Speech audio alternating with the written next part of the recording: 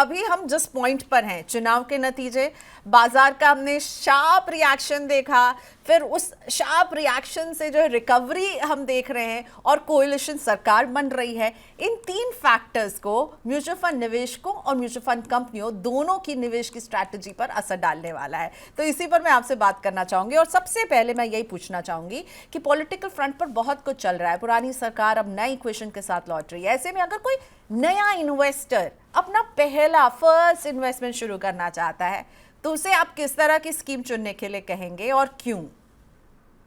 मैं कहूँगा कि उसको एक लमसम की पोर्टफोलियो होगी और एक एसआईपी की पोर्टफोलियो होगी।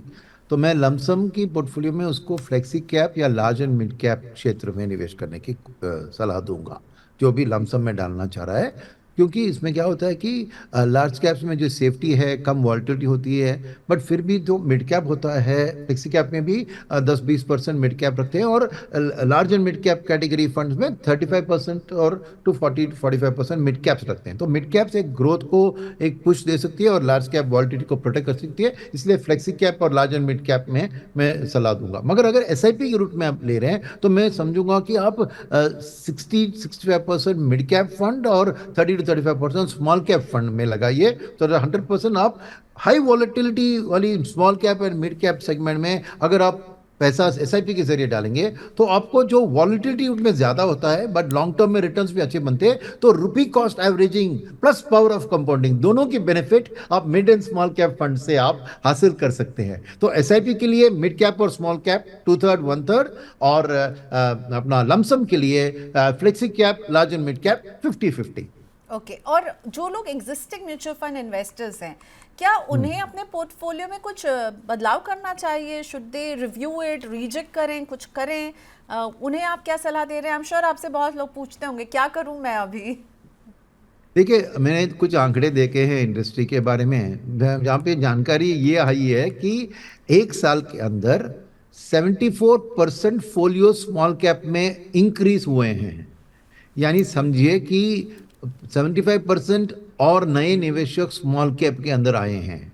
तो अगर मैं जेनरिक जवाब दूं तो मेरा मानना है कि सिग्निफिकेंट प्रोपोर्शन ऑफ पीपल के पास स्मॉल कैप है। तो मैं कहूंगा कि स्मॉल कैप एक स्ट्रैटेजी है जो एसआईपी के जरिए लॉन्गर टर्म में डिलीवर कर सकती है, बट शॉर्ट टर्म में आपकी मानसिक संतुलन को भयंकर दिक्कत पहुंचा सकती है।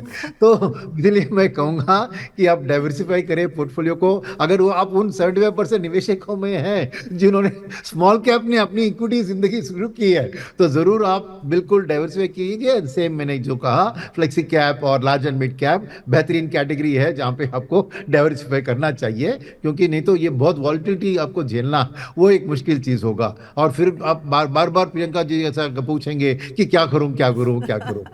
Sir, you won't believe Subramaniam sir, हमारे पास ऐसे पोर्टफोलियोज भी आते हैं लोगों के जहां पर हम देखते हैं 7-7, 8-8 स्मॉल कैप में निवेश किया हुआ है और लिखते हैं कि ये मैं 15 साल के लिए निवेश कर रहा हूं तो चिंता की तो कोई बात ही नहीं है, तो मैंने कर दिया है। और 7 to 8 small cap, which is like I think बहुत ही रॉन्ग डिसीजन है। प्लीज़ ऐसी गलती नहीं कीजिएगा, क्योंकि आपने स्मॉल कैप की बात की। स्मॉल कैप पे हमने अगेन इस साल बहुत एक्शन देखा है, स्ट्रेस टेस्ट हो रहे हैं हर महीने। सो आपके फंड हाउस में आप लोग क्या कर रहे हैं? आप लोग के स्ट्रेस टेस्ट कैसे आ रहे हैं, थोड़ा सा वो बताइए। उस स्ट्रेस टेस्ट का आप लोग पर कितना स्ट्रेस है? और निवेशकों के लिए अभी स्मॉल कैप में आप क्या कहेंगे? लंबे समय का नजरिया तब रखें, लेकिन 7-8 स्कीम में तो एक साथ निवेश नहीं करें ना। बिल्कुल, मैं सहमत हूँ जो आप कह रहे हैं। ये तो बहुत हाई रिस्क स्ट्रेटेजी कर दिया उन्होंने। मगर हमारे यहाँ तरफ ये कोई स्ट्रेस टेस्ट का बात से स्ट्रेस ही नहीं है।